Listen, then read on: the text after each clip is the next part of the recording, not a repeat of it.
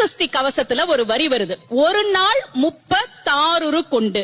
அதாவது கந்த சஷ்டி கவசத்தை ஒரு நாளைக்கு 36 முறை படிக்கணுமா. படிச்சா 7 மணி நேரம் ஆகும். நான் படிச்சிருக்கேன். ஆனா கலியுகத்துல கந்த சஷ்டி கவசத்தை ஒரு நாளைக்கு 36 முறை படிக்கிறதுக்கு நேரம் இருக்காதுன்னு தான் அதுலயே சூட்சுமமாக ரகசியமாக ஒரு விஷயம் சொல்லப்பட்டிருக்கு. முருகனுடைய அருளால் நான் தெரிஞ்சுக்கிட்டேன். அதை நான் உங்களுக்கு சொல்றேன். ரவண பவச ரரரரரரரா ரிவன பவச ரிரிரிரிரிரி, இதுக்கெல்லாம் என்ன அர்த்தம் நான் தேடி தேடி தேடி முருகன் அருளால் தெரிஞ்சுக்கிட்டேன். சரவண பவ முருகனுக்கான மந்திரம். இத 6 முறை சொல்லணும்.